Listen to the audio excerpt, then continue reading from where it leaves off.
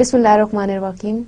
Assalamu alaikum, my dear students. Today we are going to talk about postmodern literature, and in the previous lecture I told you something about postmodern, like how that whole movement was different from modern one. Okay, so this is, my dear students, your lecture number 27. Class is History of English Literature and ComSat's Virtual Campus Islamabad. Alright, so my dear students, previously in the last lecture when we were talking about postmodernism, so I just gave you a kind of gist what basically postmodernism is. So my dear students, at that time you could see like how they change the meaning of literature with the passage of time.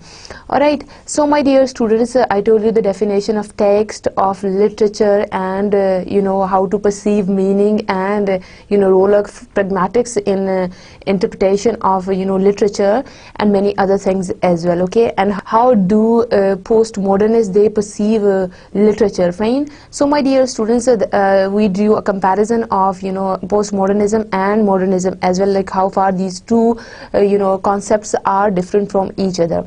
My dear students, when we were talking about postmodernism, so this word post doesn't mean like it comes after modernism. This is anti-modernism. Fine. So this is totally against modernism. My dear students, as I told you, modernism focused on objectivity, on the scientific truth, on the universality of meaning as well. Okay, as far as postmodernism is concerned, postmodernists, they deal with subjective opinion. They reject literal meaning, plus they do not go for the scientific truths. Okay, so my dear students, here you can see like postmodernism, it has too many dimensions, too many varieties as well. Okay, as compared to modernism. So when we talk about the universality of meaning of any particular words, so basically we at that time in modernism we ignored the subjective element. Okay, so my dear students, I told you about quantitative and qualitative research as well. Like, so my dear students, quantitative research kind of thing, that is a product of modernism as far as qualitative research is concerned. So here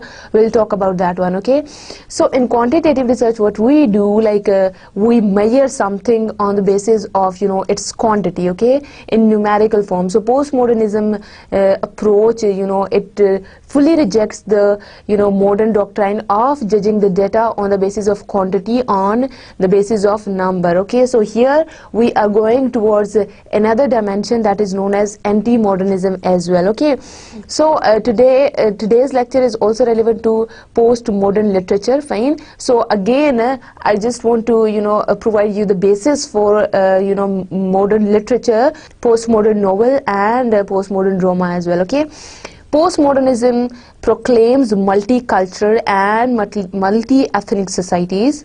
Okay, my dear students, here you could see like two concepts are being introduced over here. So dear students, here you can see like this is about multicultural and multi-ethnic society. So basically here our focus is not just on English society, rather on too many societies and too many cultures. Okay, it promotes the politics of difference. So my dear students, here we will talk about differences a lot. So it deals with the politics of difference. Identity is not unitary or essential. It is fluid and shifting, fed by multiple sources and taking multiple forms. There is no such thing as women or black. So dear students, here you might be thinking, why not women or black? So I'll clarify the concept to you people.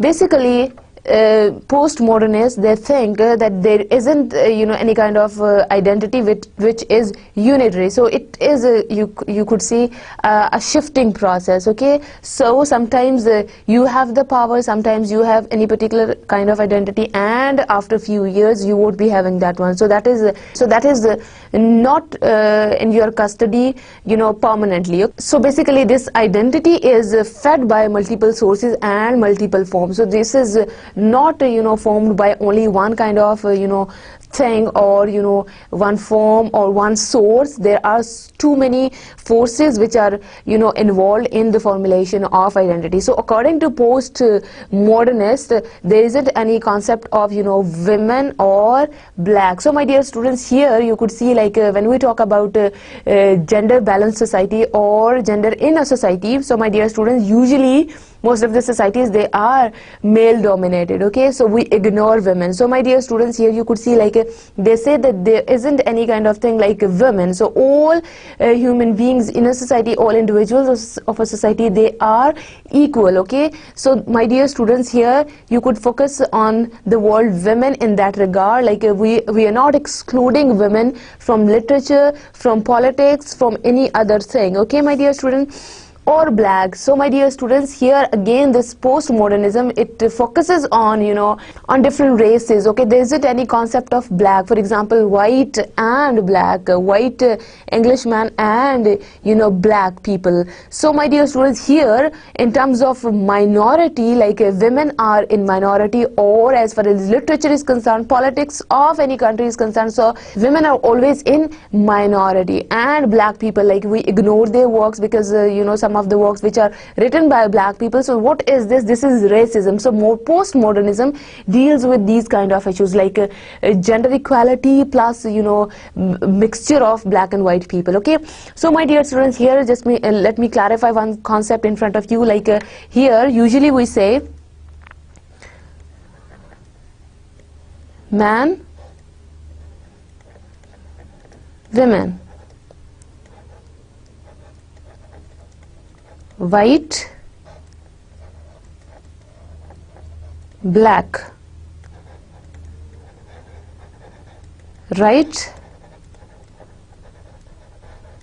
So my dear students, postmodernism focuses on this slash as well, okay. Why to put this slash between these two words? What is basically the method of characterization over here, okay? How do we categorize men and women into two different wholes, and why men first and women next, and why black comes next and white comes first, okay. On the other hand, you could see like right and wrong as well. So here they are very much against this slash, okay. So just wanted to remove this slash from different couples, okay my dear students. As you could see, like whenever we talk about males and females, so you could see like as I told you right now, males and females, so we do not say females and males. So definitely male comes first, and then we talk about female, fine.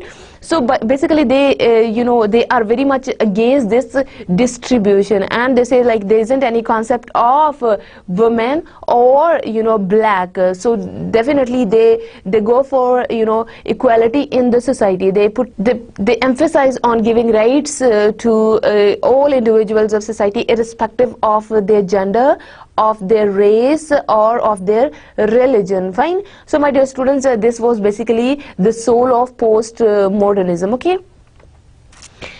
The debate about contemporary society being post-industrial, post-modern, post-structuralist, post-colonial, pluralistic, multicultural, fragmented, etc. goes on, with the selected pieces of literature used for illustration. So my dear students, we'll analyze some of the works as well, where you could see like how literature is also based on gender differences, on racism as well, okay. So basically this is a debate on the contemporary society of that time, fine my dear students. So here you could see that is post-industrialist society as well, okay. So you could see the effects of industrialization on English society when we were talking about Victorian era and the modern era, and then post-modern. As you know, like we are dealing with post-modernism at the moment, and then post-structuralist as well. So my dear students, these are some of the literary movements, okay. So post-structuralism, this is quite relevant to post-modernism, and then fragmented, like half defined society, okay, and then pluralistic as well, okay. Post-colonial, pluralistic, and multicultural, like too many cultures were involved in the formulation of English society at that time. So my dear students, here we are talking about the era after the modern period, okay. The fact of the matter is that the theoretical discussion of the subject has been self-generative, proliferating all over the space, pushing literature through to the periphery, leaving not much space for actual human narratives in the privileged domain. So my dear students, here they were very much against the modernist approach, like to involve certain things in literature and then you can produce it. Basically they are trying to say that there isn't any space for human narratives, like human stories over here in literature, okay, because that is already a privileged domain. So most of the people, they are not allowed to, you know, contribute in literature. As far as women of the society they are concerned, black people are concerned, so they do not contribute in literature because they are not allowed to, okay, because of the male dominance in the society and plus white people domination as well. So basically these are some of the core concepts relevant to postmodernism, okay. As such, it has not proved of much help to the historian of literature, who would much rather record the literary happenings than discuss literary theories. Unless, of course, the latter has been an integral part of the former, okay? Until the time of the modernists like Pound and Eliot, literary theory came from the leading literary writers, okay? During the postmodern period, however, it has come from the non-literary thinkers, hence the problem of its meaningful application to literary work. So, my dear students, here you could see like it has, you know, roots in the modern works as well. But if you could see like at that time, like during the modern era, if we talk about like post-modernist movement over there, so that was basically in the works of all the writers only. So basically, my dear students, you could see like at that time it was just a part of literature, okay, like you could see in literary works like some of the parts of postmodernism over there. But here when we talk about the modern era, okay, like this one, postmodern period, during the postmodern period we are talking about that one here. So basically here you could see like that is not just a product of literature, like there are too many other no-literary thinkers who are involved, who have contributed in formulation of postmodernist thoughts, okay. Hence the problem, the meaningful application to literary work. So my dear students, here we will apply these theories on literary works most of the times, okay. So there was basically a problem of its meaningful application to the literary work. So basically there was that problem people were facing at that time, like how to apply that theory on literature. So that was basically the problem of that time, okay. One quickly turns to Frederick Jameson, who seems to have aptly articulated the reader's dilemma about postmodernism. So basically this is his wording. I occasionally get just as tired of the slogan postmodern as anyone else, but when I am tempted to regret my complicity with it, it deplores its misuses and its notoriety. And to conclude with some reluctance that it raises more problem than it solves, I find myself pausing to wonder whether any other concept can dramatize the issues in quite so effective and economical fashion. So my dear students, here you could see like this is his wording, okay, Frederick Jameson. So the way he talked about postmodernism, he is basically trying to say like is there any other theory, any other concept which could explain postmodernism in an effective way or not. So basically here some of the problems relevant to postmodernism he is trying to highlight. So my dear students, here you could see like it raises many problems and it solves nothing, okay. So this is his point of view about postmodernism, okay. In the absence of a more useful concept, therefore, as also because now the concept of postmodernism has come to stay, we have no choice but to go on with it, leaving the problems it has raised to time for whatever solution will become possible tomorrow. But we must know at the same time how and why the term postmodernism has come about and what it has accumulated around itself as a description of certain distinctive characteristics of the post-war period, which is still going on. So my dear students, here we are going to talk about post-war period as well. So basically he is trying to say either it does solve any problem or it doesn't, but still we will have to cope up with the postmodern standards, okay. So basically the point is that will have to know about the description of the certain distinctive characteristics of the post-war period which is still going on. So my dear students, here you could see like post-war experiences are also very much important in postmodernism. So my dear students, time and again I'm telling you, this is post-structuralist, this is postmodernism, this is post-war.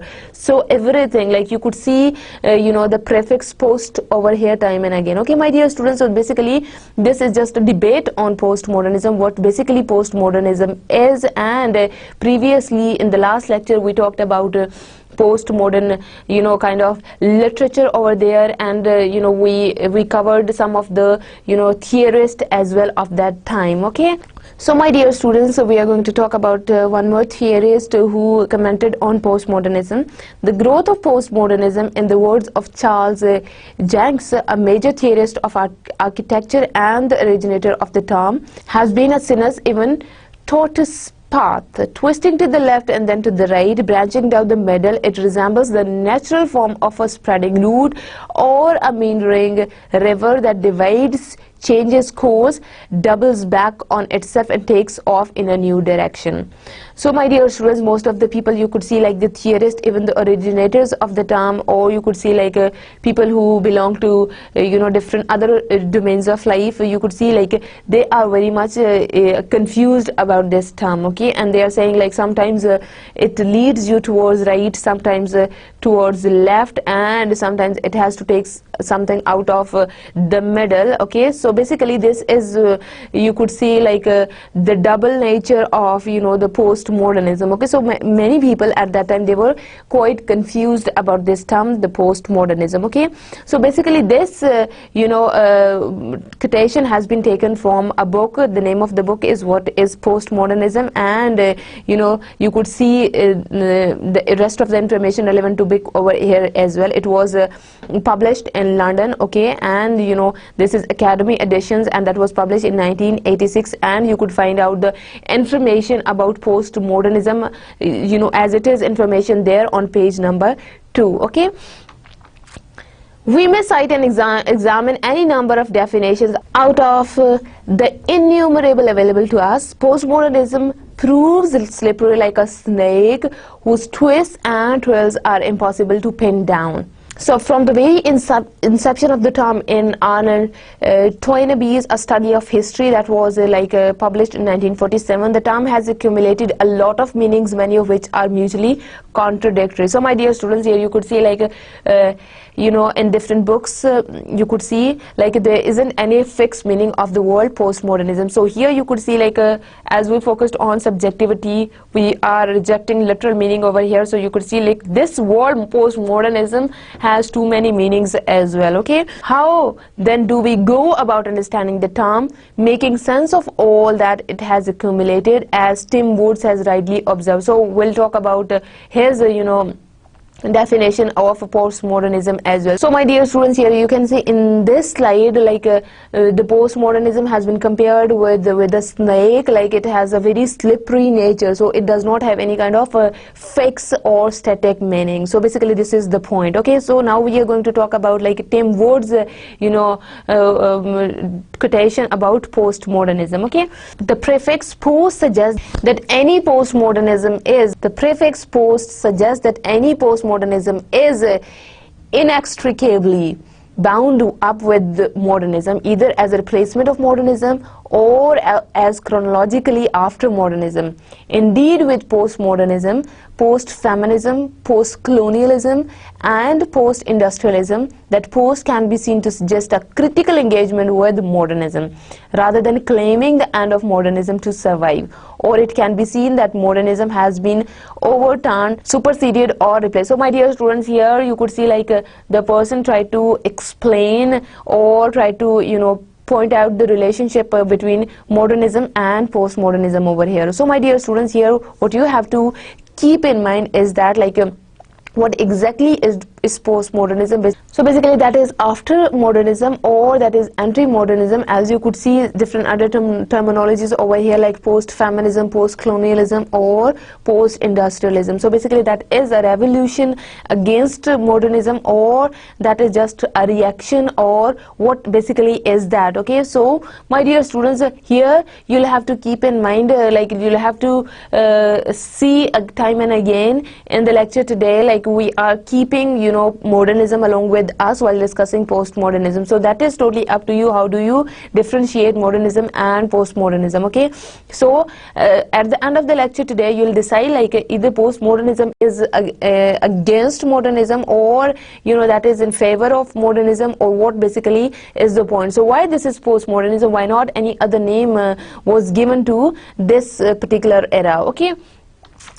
The relationship is something more akin to a continuous engagement, which implies that postmodernism needs modernism to survive, so that they exist in something more like a host-parasite relationship. Therefore, it is quite crucial to realize that any definition of postmodernism will depend upon one's prior definition of modernism. Okay, so here the information is present in Beginning Postmodernism, and you know, that was published by Manchester University Press in 1999, and page number is 6. Okay, so my dear students, here you could see whenever we'll talk about postmodernism, so that idea would be directly relevant to modernism. Okay, so here we will comment on this thing, like either postmodernism is to survive modernism concepts, or that is just a revolution against modernism. So what basically is the point? So we are talking about different definitions of postmodernism over here. Okay, my dear student, that was all about the introduction to the postmodernism, like what other people they talk about postmodernism. So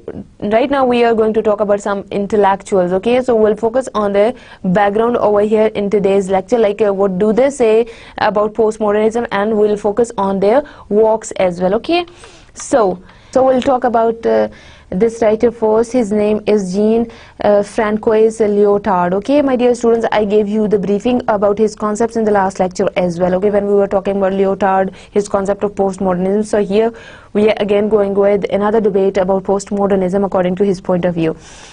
Extensive and varied debates about postmodernism in philosophy and culture theory. Now, notwithstanding, we can concentrate upon the key theorists whose ideas have shaped these debates about the philosophical effects and theoretical impact of the movement after modernism. So my dear students, here we are going to comment on postmodernism in relation to modernism. Okay, the philosopher who is said to have put the first postmodern cat among the modernist pageants was Jean-François Lyotard, who is the postmodern condition. A report on knowledge, which was published in 1979, occupies a special place among a set of books which launched an attack on modernity. So my dear students, here you could see like basically all these intellectuals, all these writers, they were against modernism. Okay, not exactly against modernism, but they are here trying to introduce postmodernism. Okay, so here you'll find out the information about you know, post-modern condition in this book. The name of the book is The Postmodern Condition, a report on knowledge. So my dear students, here you'll see like how that you know, postmodernism is a reaction against modernist approach. Okay, his argument is for the rejection of the search for logically consistent, self-evidently true grounds for philosophical discourse. He is suspicious of all claims to prove or truth. As he puts it, scientists, technicians and instruments are purchased not to find truth but to argument power. So my dear students, here like you could say the element of power over here in you know, producing the discourse, the language in action. Okay, so here you'll see the information in postmodern condition, and the page number is 46. My dear students, here you could see like he is talking about scientists and technicians, or you could see like about instruments. Like he is saying that we buy instruments in order to not to find the truth but to argument power. So my dear students, here like when we present something in the market, like in form of you could see scientific formula or scientific invention, so basically that is not to find out the truth, that is to show your power. Okay, my dear students, so basically this is his point of view about postmodernism as well. Okay, So basically he is trying to say, like, instead of giving your scientific formulas or different other formulas to truth, like to present reality, so that is not possible. Okay, so we'll have to check the power behind that thing, okay, behind that meaning or behind the production of the discourse. What are basically the hidden authorities which are working behind that truth? Okay, what are certain limitations on any particular kind of discourse? So basically this is his point. Okay, in his considered view, behind the facade of objectivity, there always is a hidden and dominant discourse of real politics. So my dear students, here you can see, like, he is trying to highlight the hidden and dominating discourse of real politics as well. So basically what is behind the discourse, what is the hidden power behind the discourse, and what are basically the dominant discourses as well. For example, when we talk about male and female discourse, so definitely you could see, like, there are certain elements of power present there in those discourses as well. When we talk about doctor and patient discourse, that is also known as medical discourse. So my dear students, here you could see, like, the domination or the power of doctor would be obvious. Okay, on the other hand, patient would be submissive. The black writers were not allowed to present any kind of truth in front of the people because of their inferior status in the society. Okay, thus any kind of legitimation is nothing but an issue of power. So basically here you could see, like, postmodernism revolves around power elements, okay, about hegemony. Okay, my dear students, so this is basically he's trying to say that everything that is not legitimation, that is not according to any law, but the hidden power behind that is very much important. He believes that there is a connection, an intimate one, between power and the rhetoric of truth or value. So basically here you could see power and truth, they are intermingled together over here in so in postmodernism, like, we'll talk about power and truth side by side. Okay, so here in order to find out the hidden power, in order to find out, you could say, the hidden practices behind the discourse, will focus on postmodernism from that perspective. So my dear students, here you could see, like, we are going a step ahead. Previously that was just about society, like, in the modern era you could see, like, we did not focus on these things, the power elements, or you can say the formulation of discourse. We didn't talk about that. So what basically literature is, what is in form of text in front of you. So what are basically the practices or the hidden powers behind that discourse? Those are very much important for postmodernists. Okay, Lyotard identifies a question between wealth, efficiency and truth, and contends that it continually remains a question of no money, no proof, and that means no verification of statement and no truth. The games of scientific language become the games of the rich, in which whoever is wealthiest has the best chance of being right. So my dear students, here you could see, like, scientific language become the games of the rich. So whosoever is powerful, he or she would produce his or her discourse, okay, or the scientific formulas in the society. So my dear students, basically here again we are relating one more concept with the power games over here, like, whosoever is rich, whosoever is powerful, has money or has a special status in society. So his writings, or you could say his sayings, would be right for the rest of the society members. Okay, my dear students, this is the point. He also demonstrates how utilitarianism is predominant in institutions. Okay, the question, overt or implied, now asked by the professional students, the state or institutions of higher education, is no longer, is it true, but what use it is. In the context of mercantilization of knowledge, more often than not, this question is equivalent to, is it sellable? And in the context of power growth, is it efficient?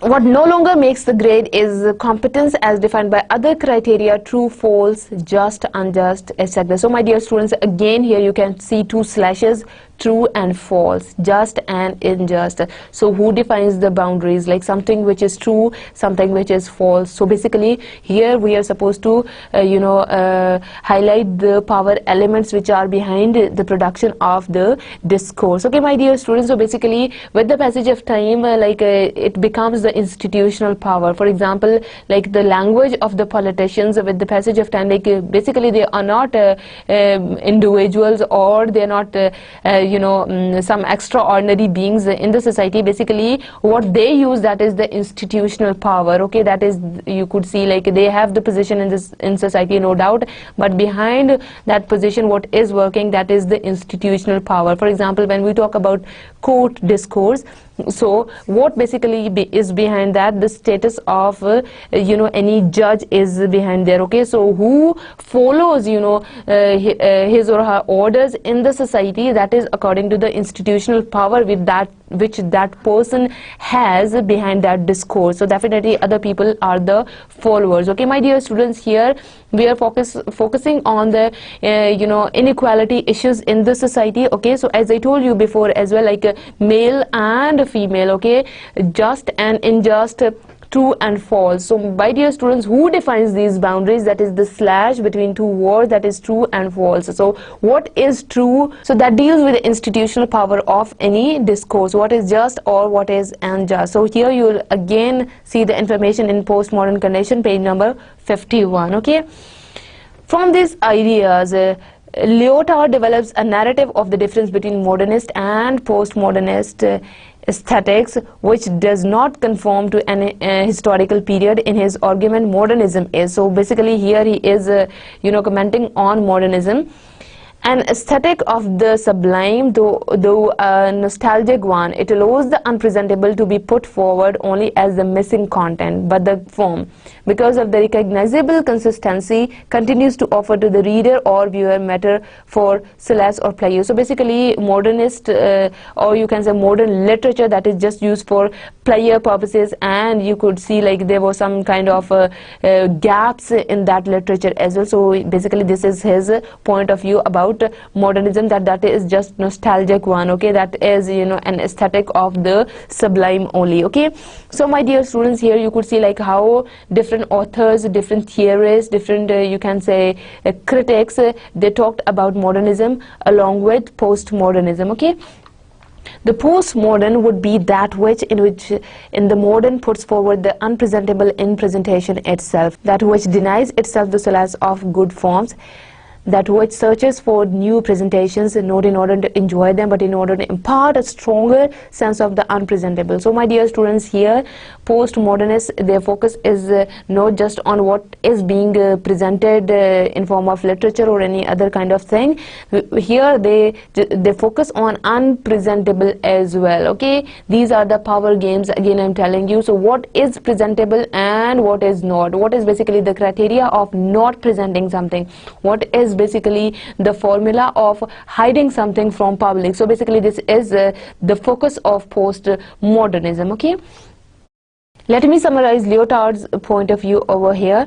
Thus, you could see postmodernism, it is first of all a distrust of all meta-narrative. It is also anti-foundational. Secondly, when it presents the unpresentable, it does not do so with a sense of nostalgia, nor does it offer any solace in doing so. Thirdly, it does not seek to present reality but to invent allusions to the conceivable which cannot be presented. Fourthly, it actively seeks heterogeneity, pluralism and constant innovation. Lastly, it challenges the legitimation of positivist science. So my dear students, what do we mean by positivist science over here? That is relevant to modernism. Okay, so basically here I'm just trying to clarify this concept in your minds. Like when you talk about reality, so what basically is presentable reality and what is what cannot be presented in front of public. So my dear students, here here you could see like that is against modernism. Okay, so basically what were their points? Like there is a fixed reality, a fixed truth. Okay, no matters wherever you are in the world, so basically this is truth would remain same. As you could see like about the scientific formulas and the scientific truths as well, they would be same everywhere. So my dear students, basically this is you can say anti-modernist approach as well, this postmodernism is. Okay, so another theorist who talked about postmodernism is Jean Baudrillard. Okay, so next to Lyotard, the founder of postmodernism, comes Jean Baudrillard. Another French intellectual who can be called the high priest of postmodernism. According to Baudrillard, postmodernity is also characterized by simulations and new formations of technology of communication.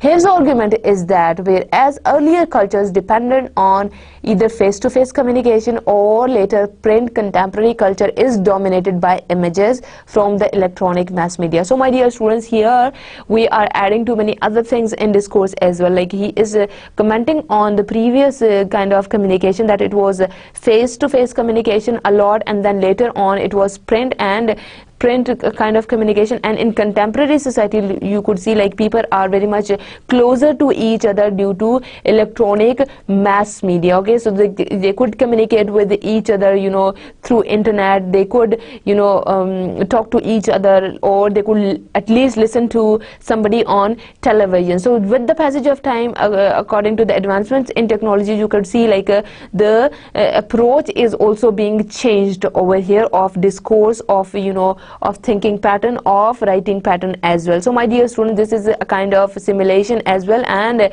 the effect is due to the advancements in technology. Okay, so this is his point of view.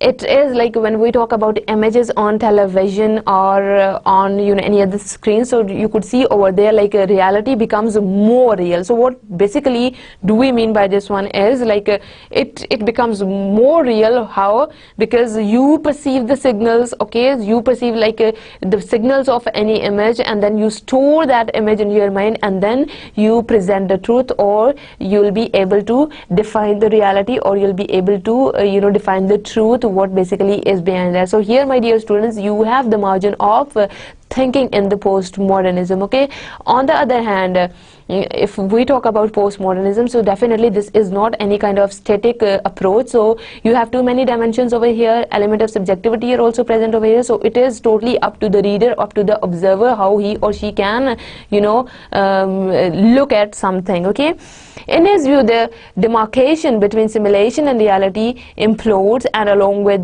this collapse of distinction between image and reality, the very experience of the real world is lost. So basically, what is that image, what is reality? So in this game of image and realities, you could see like the real image of the world is lost. Okay, so we just focus on, you can say, on the pictures, on the images, or whatever is in front of us. So we perceive it as reality. We do not really bother to go into find out the truth, what is basically happening in the society. Okay, so this is his point of view. Okay, hyperreality, according to Baudrillard, is the state where distinctions between objects and their representations are dissolved. We are left with only simulacra. Media messages are prime examples that illustrate this phenomena. In these messages, self-referential signs lose contact with the things that they signify, leaving us witness to an unprecedented destruction of meaning. So my dear students, here we are talking about how do we dissolve representations and how do we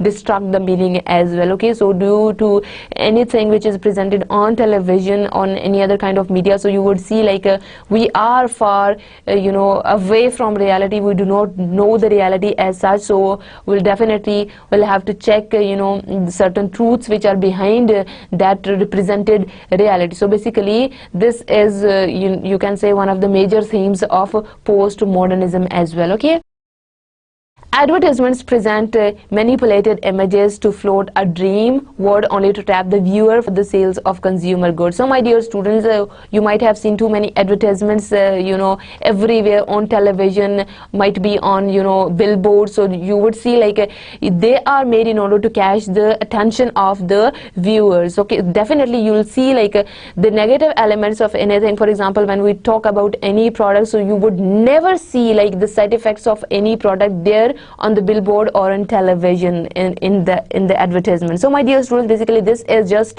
you can say a manipulated image. Okay, so this is to hide the reality from the common people. Okay, the manipulated simulation, manufacturing motivated reality ignores or overlooks the harsh and unpleasant aspects associated with an image, say New York or New Delhi. So basically when these are just two examples of New York and Delhi. So my dear students, when we present, for example, New Delhi, on television, so definitely in the Western world, for example, so definitely the things which are relevant to New Delhi, so will talk about only the positive aspects of that very society, of that very area. So this is just representation of reality, while leaving the truth or some realities out of it. Okay. So New York, for example, how do we perceive this city New York here in the Eastern world? That is quite a new world. So basically there are too many crimes, too many problems which people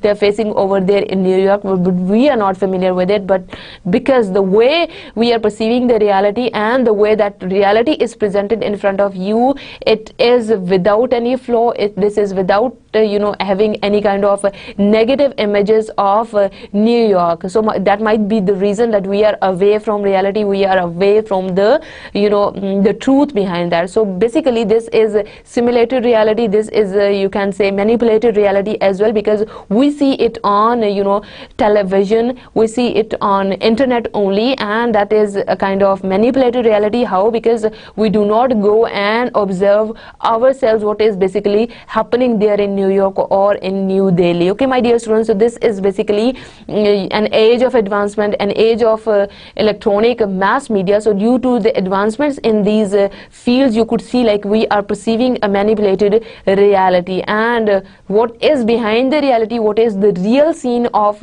any country, any city, of any products, who we are unaware of that thing. Okay, let me summarize Baudrillard's point of view over here.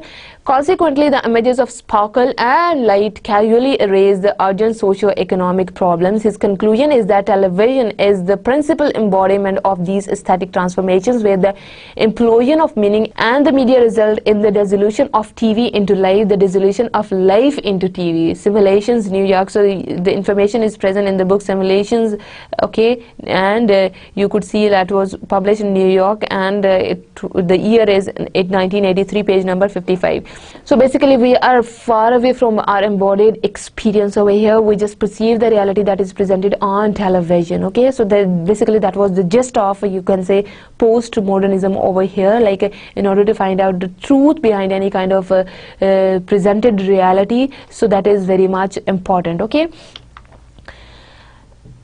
Jacques Derrida, another very much important figure in the postmodernism, perhaps the most influential person among the postmodernist intellectual has been Jacques Derrida, who remains the principal theorist of deconstruction. So my dear students, basically he was the founder of deconstructionism as well. The publication of the three of his books in 1967, namely Writing and Difference of Grammatology and of Speech and Phenomena, laid the foundation of the theory of deconstructionism. So my dear students, here if you want to know about what basically deconstructionism is, so the information would be present in these three books which were published in 1967. Okay, so basically he was the founder of this movement that is known as deconstructionism. Okay, so my dear students, Derrida's views can be summarized as under: he insists that all Western philosophies and theories of knowledge, of language and its uses, of culture are logocentric. They are centered or grounded on a logo, which is Greek, signified both word and rationality.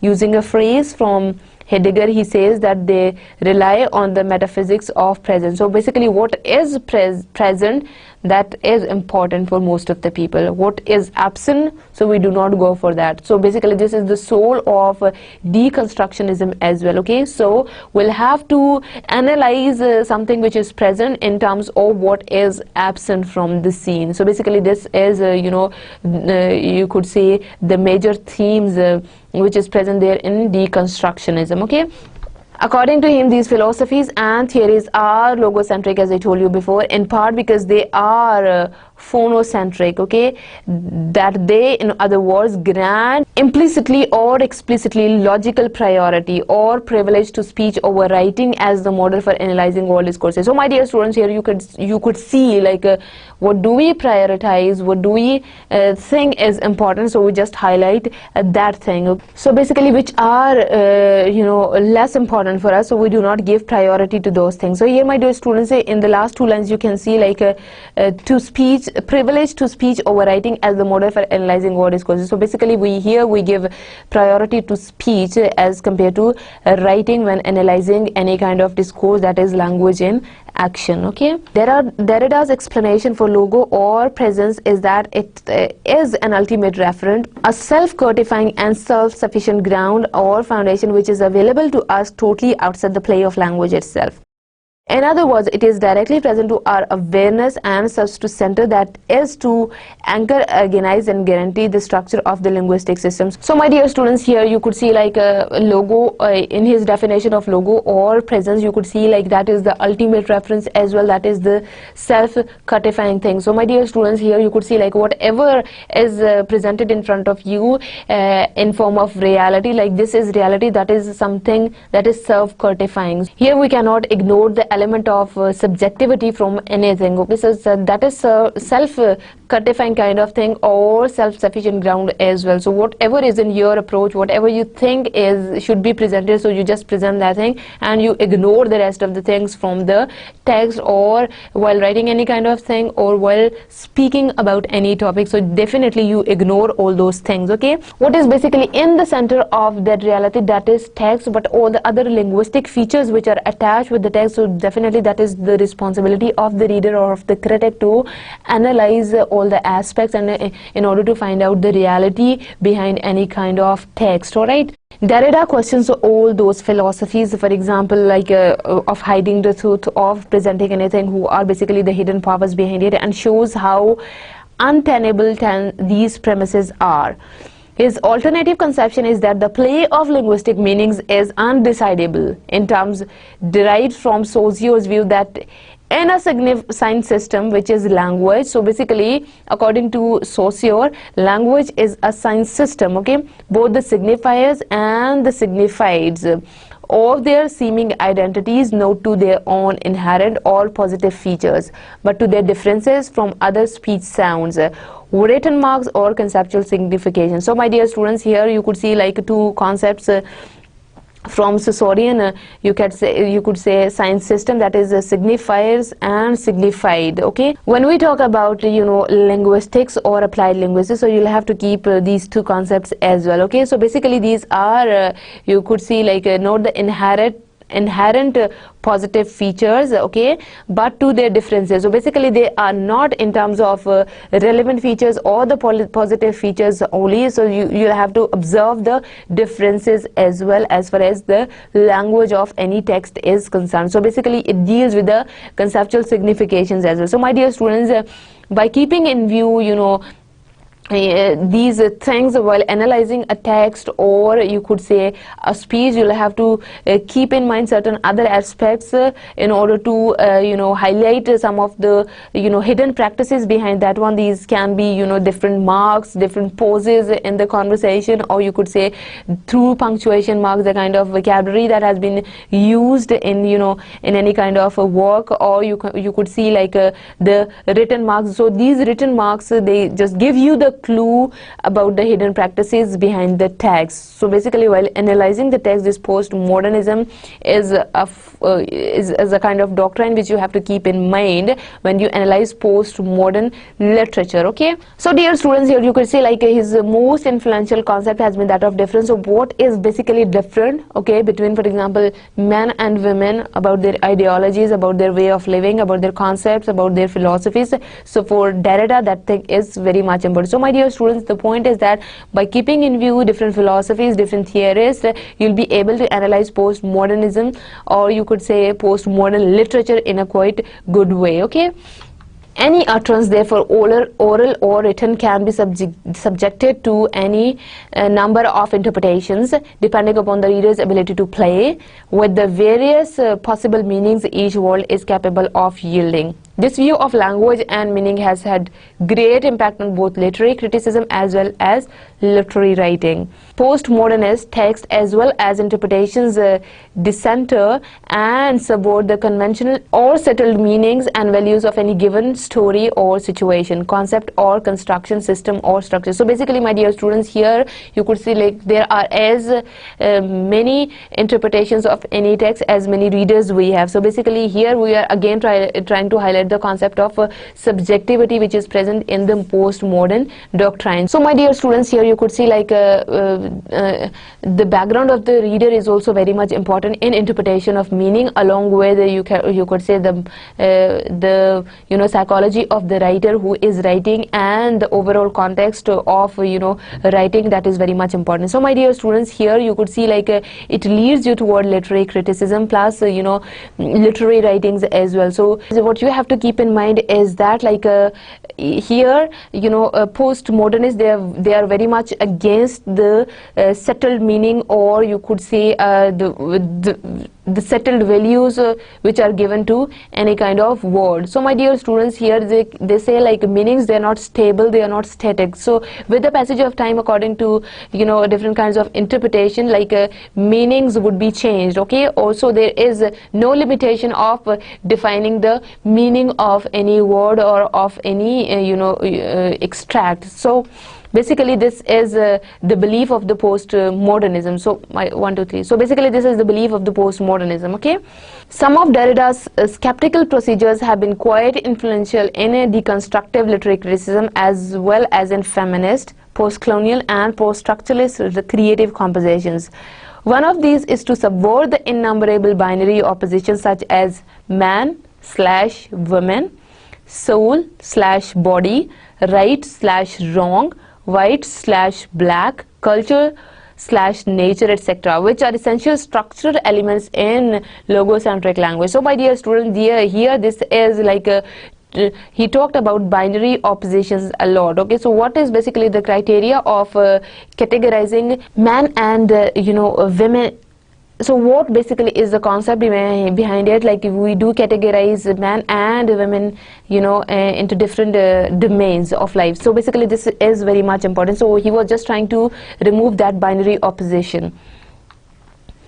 In Derrida's view, as he shows, there is a tactic hierarchy implied in these binaries, in which the term that comes first is privileged and superior. So my dear students, what comes before the slash, that is superior, that is privileged as well. Okay, while the one that comes second is derivative and inferior. So whatever comes right after the slash, that is inferior, so that is not in the higher position, that cannot be superior. For example, like when we were talking about black and white concept, so white always comes first because that is the superior race in the English society. When we talk about black people, they are inferior in the society. So what comes before slash, that is on the higher status in the society, and what comes after slash, that is inferior. Okay, what Derrida does is to invert the hierarchy by showing that the secondary term can be made out to be derivative form or a special case of the primary terms. Basically, he was just trying to find out the reasons, what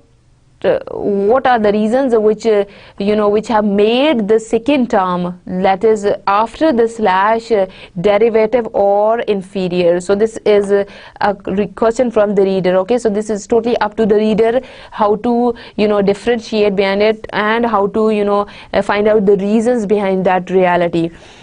or a special case of the primary term. So basically, what is primary term? That is male, that is man, and the secondary term, that is woman, that is female, that is you could say black, that is wrong, that is unjust. So these are the secondary terms. So primary term is what is there before the slash. He does not, however, stop at that. Rather, he goes on to establish both hierarchies, leaving them in a state of undecidability. Leaving them into a state of undecidability. So my dear students,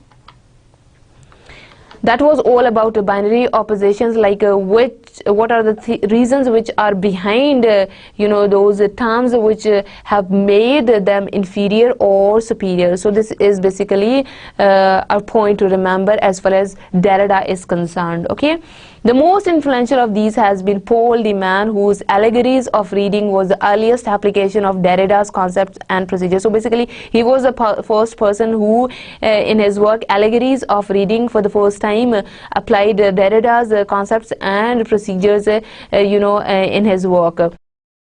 Then came Barbara Johnson, a student of the man whose work, The Critical Difference, carried the task of appropriating Derrida to literary criticism still further. Later, J. Hills Miller, once a leading American critic of the Geneva School, converted to deconstruction and contributed to the theory practical application in his fiction and repetition. Seven English novels, The Linguistic Movement, from Wordsworth to Stevens, and Theory Then and Now. So my dear students, here you can see the application of Derrida's theory, of Derrida's doctrine here on too many works. Okay, so where they could see like in order to find out the hidden realities behind the truth, what the truth which is presented in front of the people. So those things are very much important over here in in postmodernism. Okay, so my dear students, today we were dealing with postmodernism and we covered some of the philosophers, some of the critics of the postmodernism doctrine over here in today's lecture.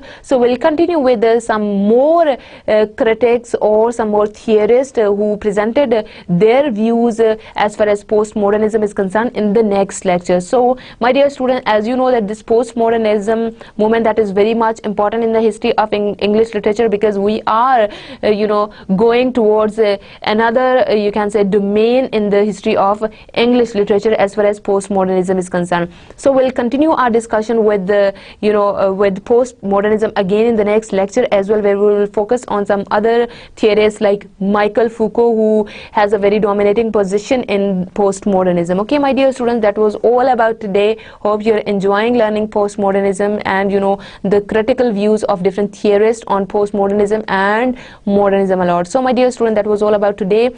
Hope to see you again with postmodernism once more. So have a nice day. Allah Hafiz.